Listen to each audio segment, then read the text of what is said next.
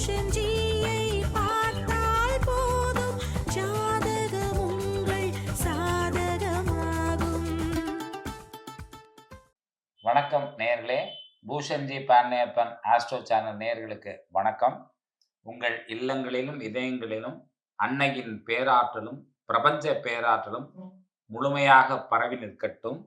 அனைவருக்கும் ஆனந்தம், மகிழ்ச்சி, சந்தோஷம் அனைத்தும் நன்றாக கிடைக்க வேண்டும் என்ற அன்னையை பிரார்த்திக்கிறேன். இன்னைக்கு பாருங்க, ஒரு முக்கியமான சப்ஜெக்ட் என்னன்னா, போன நம்ம ஒரு எபிசோட்ல சொல்லியிருந்தோம், வாஸ்து விளையாட்டான விஷயம் இல்லை, ஒரு 5 நாள் எல்லாம் கத்துக்கிற முடியாது அவ்வளோ சீக்கிரத்துல. அதுக்கு ஒரு இறையருள் வேணும். நமக்கு தானா நிறைய விஷயம் இன்ட்யூஷன்ல தோணணும். ஜோதிடமா இருக்கட்டும், மருத்துவம் கூட சொல்றேன், எவ்வளவுதான் படிச்சிருந்தாலும் அந்த பிரசன்ஸ் ஆஃப் மைண்ட் வரணுங்க இயற்கையிலே. இப்ப இசை பாருங்க, நீங்க இசையை இப்ப இசைஞானி இளையராஜா அப்படிங்கிறாங்க. எப்படி ஞானின்னு சொல்றாங்க பாருங்க. ஞானம்ங்கிறது உணர்தல். அது அவருக்கு இயற்கையாவே அமைஞ்சிருது. இதை போய் படிச்சுட்டு வந்தாலும் அவ்வளவு புதுசு புதுசாலாம் பண்ண முடியாது. இயற்கையாவே வர்றது. இப்ப கண்ணதாசன் பாட்டு எழுதியிருக்காருன்னா, இயற்கை அவருக்கு பிரபஞ்ச பேராற்றல் முழுமையா நிரப்பி இருக்கக்கூடிய ஒரு இறையருள் பெற்றவர்னு சொல்லணும். அதனால ஞானிங்கிறாங்க. ஞானின்னா என்னன்னா உணர்தல். நீங்க சும்மா பேசிட்டு போயிடலாம். ஆனா உணர்ந்து செய்யறதுன்னு ஒண்ணு இருக்குல்ல. உணர்வுபூர்வமா செய்யக்கூடிய விஷயம். நான் சொல்லியிருக்கேன்ல, ஒரு வேலையை பணம், மணி, மேக்னெட் அப்படின்னு சொல்லும்போது சொல்லுவேன்ல, எது இருந்தாலும் உணர்வுபூர்வமா செய்யுங்க. பார்க்குற வேலை உணர்வோட செய்யுங்க.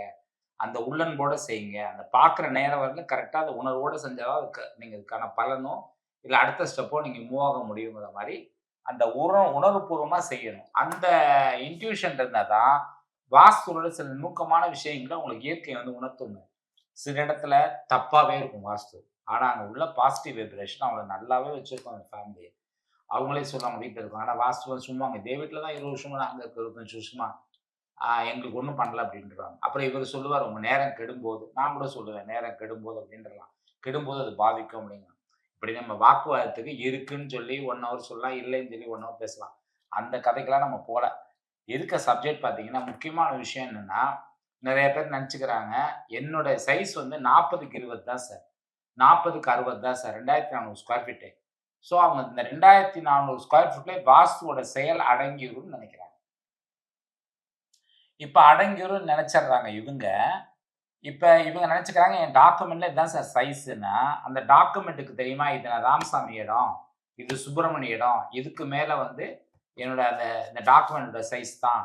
வாஸ்துக்கு இது சுப்பிரமணிய இடம் 40க்கு 60 தான். இதுக்கு மேல நான் வேலை செய்ய மாட்டேன்னு வாஸ்து விட்டுருமா? அது இயற்கையோட பஞ்சபூதி சக்திகள். அந்த இயற்கையில் உள்ள இப்ப சூரியன் இருக்கு, அந்த ஒளி எப்படி வடக்குலேருந்து வரக்கூடிய வடக்கு தெற்குடைய கதிர்வீச்சுகள், இது எல்லாத்தையும் ரேசஸ், இது எல்லாமே உங்களுக்கு அதெல்லாம் அளவை பார்த்து, இது சுப்பிரமணிய வீட்டு இடம், அதுக்குள்ள போகக்கூடாதுன்னா அது வேலை செய்யறதே இல்லைங்க. நீங்க உங்க காம்பவுண்ட் ஒட்டி நீங்க ஒரு வீடை கட்டியிருக்கீங்க. இப்ப நம்ம அலுவலகம்னு பார்த்தீங்கன்னா ஒட்டி தான் இருக்கும். பார்த்து தப்பு தான் அது பார்த்தீங்கன்னா. சில வைப்ரேஷன்ஸ்லாம் அப்படின்னு ஓட்டிட்டு இருக்கும், அது வேற விஷயம். நீங்க ஒரு செவரு பக்கத்து வீடு ஒட்டி இருந்தாவே அதுல நிறைய விஷயங்கள் இருக்கு. இப்ப நீங்க பார்த்தீங்கன்னா, நீங்க இப்போ காம்பவுண்ட் வாலுக்கும் உங்க வீட்டுக்கும் 2 அடி இடைவெளி விட்டுருக்கீங்கன்னு வச்சுக்கங்க. அடுத்த வீட்டு, இப்ப நீங்க உங்க வீடு வடக்கு பார்த்த வீடு.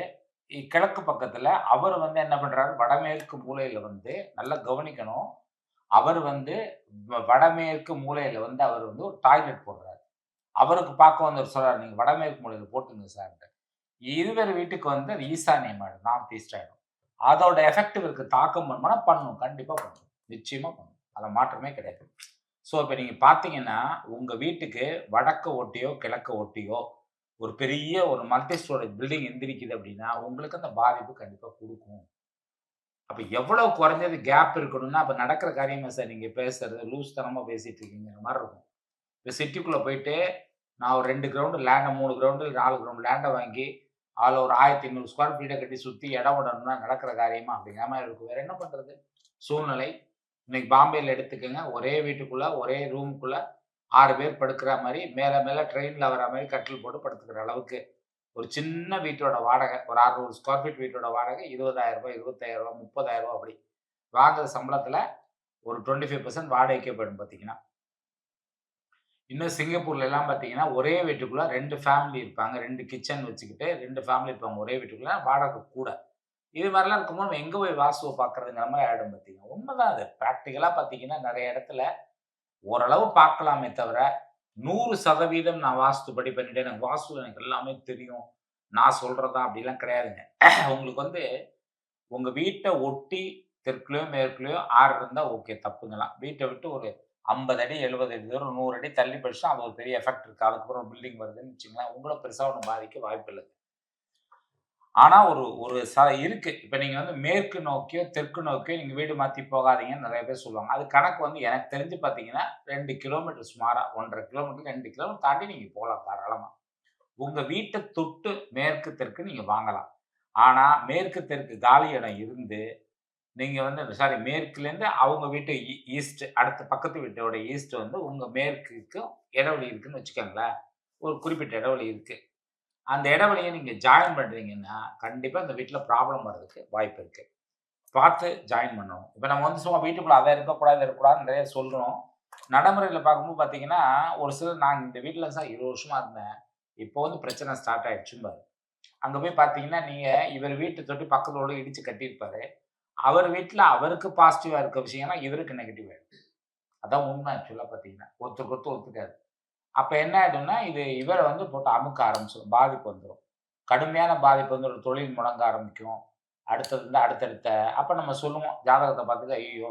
சனி தசை ஆரம்பிச்சுருச்சுங்க, குரு தசை ஆரம்பிச்சு, சுக்கிர தசை ஆரம்பிச்சுருச்சு. இனிமே உங்களுக்கு ப்ராப்ளம் தான்" அப்படின்ருவோம்.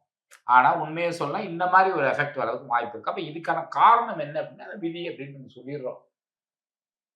விதிப்படி தான் எல்லாம் நடக்கணும். சார் எல்லாமே விதிப்படி நடக்குதுன்னா, அப்புறம் நான் எதுக்காக கோயிலுக்கு போணும்? எதுக்காக சாமி கும்பிடணும்? நான் எதுக்காக தியானம் பண்ணணும்? நான் எதுக்காக மந்திரம் சொல்லணும்? நான் எதுக்காக சர்ச்சுக்கு போணும்? நான் எதுக்காக வந்து மசூதிக்கு போணும்? இப்படின்னு நெறைய கேள்வி கேட்டே போயிட்டுருக்கான். எல்லா கேள்வி மேல கேள்வி கேட்டே இருக்கான். இப்பலாம் வர ஃபோன்லாம் பார்த்தீங்கன்னா, நீங்க சான்ஸே இல்ல. வினோதமான ஃபோன்லாம் வருதுங்க. அவ்ளோ குழப்பம். பயங்கரமான குழப்பம். நானும் பலமுறை சொல்லிட்டேன். இத விட்டுருங்க. 20 வருஷம் முன்னாடி நம்ம வந்து ராஜ் தொலைக்காட்சியில பண்ணும்போதே பல விஷயங்கள சொல்லிட்டோம். 20 ஆண்டுகள் 24 வருஷத்துக்கு முன்னாடியே சொல்லிட்டோம். அதெல்லாம் கூட நெறைய அப்ப பயங்கர ரீச் ஆனாலும், அப்ப இந்த தெளிவு இப்ப இல்ல. இப்ப வந்து எல்லாம் வளர்ந்திருக்கு. அன்னைக்கு வந்து பார்த்தீங்கன்னா, ஒருத்தர் வீட்ல ஒரு ஏர் கண்டிஷனர் பயங்கர லக்ஸரி. டிவி வந்து லக்ஸரி. அந்த தெருவுல ஒருத்தர் டிவி வச்சிருப்பா எல்லாரும் பார்க்க போவாங்க. அடுத்தது வந்து ஒரு கார் வச்சுக்கிறது லக்ஸரி. ஒரு ஏசி மாட்டுறது லக்ஸரி. இன்னைக்கு எல்லாமே மஸ்ட்ங்கிற மாரி ஆயிடுச்சுங்க.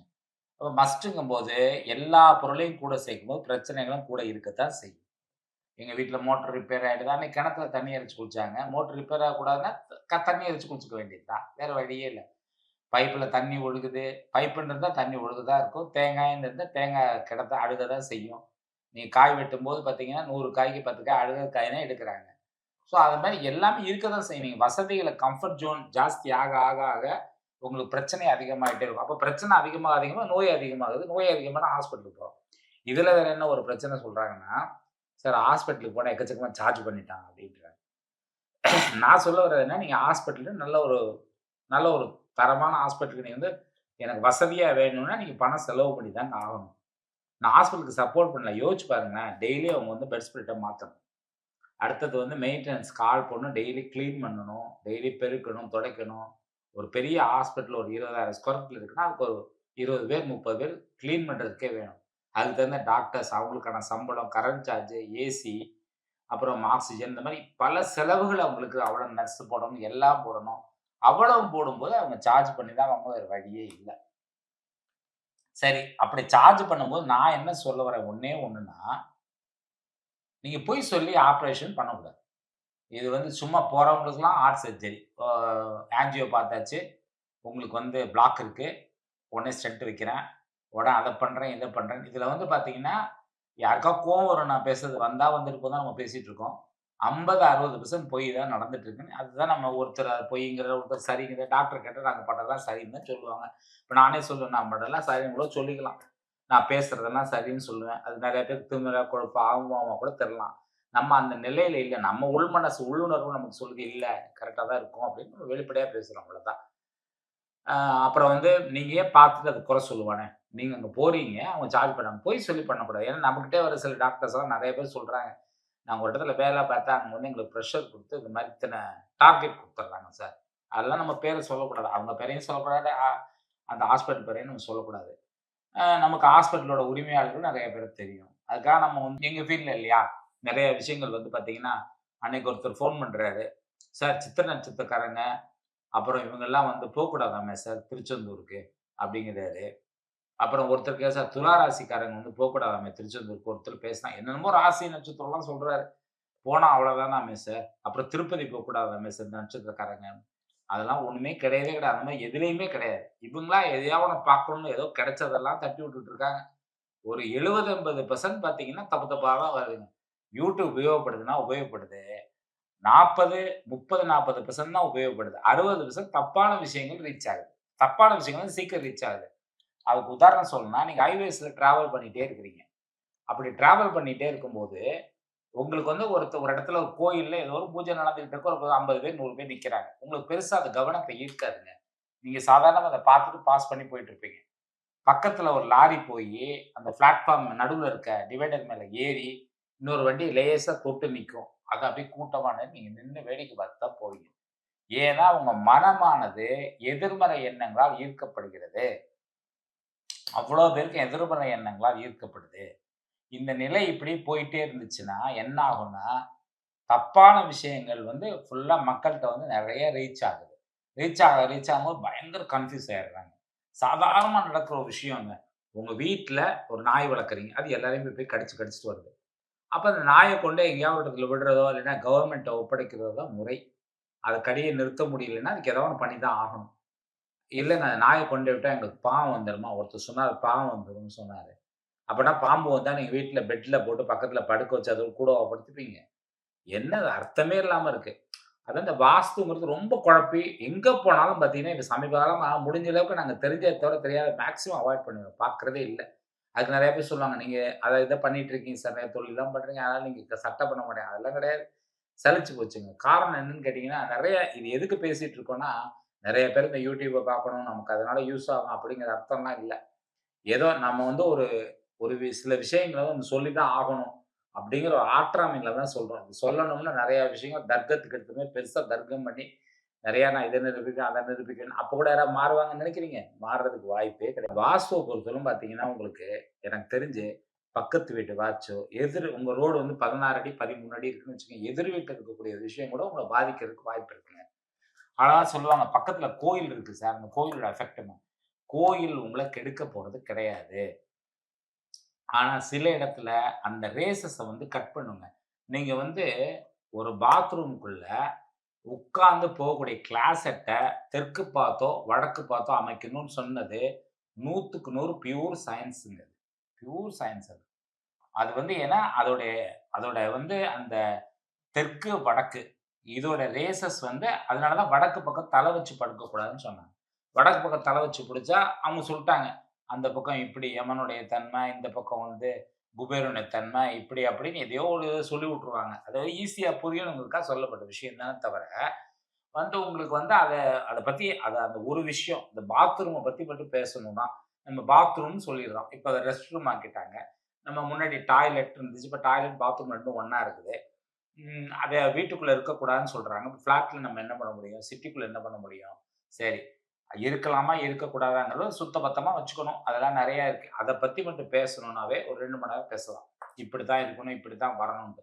நெறைய பேர் ஈசானியத்த வளர்க்கிறேன்னு என்ன செய்றாங்கன்னா, அவங்க பாட்டுக்கு ஒரு 2 அடி, 3 அடி காம்பவுண்ட் வால கிராஸா கட்டி வளர்த்துடுறாங்க பார்த்தீங்கன்னா. அதெல்லாம் ஈசானியத்த வளர்க்கறதில்ல. அப்ப ஈசானியத்த நீங்க வந்து வடக்கு பக்கம் வளர்த்துட்டீங்கன்னா, வடமேற்கு கட்டாக போகுது. வடமேற்கு கட்டாதது பெரிய தோஷம் இல்லைன்னா கூட தப்பு தானே. கை மட்டும் வலது கை மட்டும் கொஞ்சம் தரை வரும்னு தோணும் சார் அவருக்கு. அவ்வளவுதான் வேற ஒண்ணும் ட்ரபிள் இல்ல சார். அப்படின்னு என்ன அர்த்தம்? மூக்கு மட்டும் சும்மா ஒரு ஒரு பெரிய ஒரு சாத்துக்குடி சைஸ்க்கு இருக்கும் சார். பரவாயில்லைங்களா? அப்படின்னா எப்படி நம்ம ஒத்துப்போமா? ஒத்துக்க மாட்டோம்ல. அதே மாரி தான் இதுவுமே. அதனால வந்து அப்புறம் கிழக்கு பக்கம் நீங்க வளர்க்குறீங்கன்னா, ஆட்டோமேட்டிக்கா சவுத் ஈஸ்ட் கட் ஆகும். அப்ப நார்த் ஈஸ்ட்ட வளர்க்கறதோட பாதிப்பு என்ன? அங்க அடிக்குது. இங்க அடிச்சா அங்க போய் அடிக்கும் ஆக்சுவலா. இது பஞ்சபூத தத்துவங்கள் அடிப்படையில அமையறது தான் வாஸ்து ஆக்சுவலா. ஆனாலும் பக்கத்து வீட்ல நடக்கிறதும் உங்களுக்கு எஃபெக்ட் பண்ண வாய்ப்பு இருக்கு. அத குறைக்க முடியுமானா, ஓரளவு குறைக்கலாங்க. ஓரளவு ரெக்டிஃபை பண்ணலாம். நான் சொல்லக்கூடிய பெர்சன்டேஜ் தான் எப்பவும் போல. ஒரு 60, 70% வந்து குறைக்கலாம். அவ்வளவுதான். 100க்கு 100 நான் சரி பண்ணிட்டேன்னு சொல்றது வந்து, ஒரு தற்பெருமையாவும், அதே நேரத்துக்கு அகந்தையாவும், அதே நேரத்துக்கு புரியாம செய்ற காரியமாவும் இருக்கலாம். ஆனால எல்லாத்துக்கும் ஒண்ணுக்கு ஒண்ணு இன்டர்லிங்க் இருக்கு. ஆனா ஒண்ணுக்கு ஒண்ணு எதுக்கும் இன்டர்லிங்க் இல்ல. அப்படிதான் சொல்லணும். திருப்பி குழப்ப ஆரம்பிச்சிட்டீங்களா சார்? இந்த மாரி இருக்கும். நன்றி, வணக்கம். அடுத்த நிகழ்ச்சியில் சந்திப்போம். ஜோதிடம் என்றால் பூஷன்ஜி, ஜோதிடம் தானே பூஷன்ஜி, ஜோதிட திலகம் பூஷன்ஜி.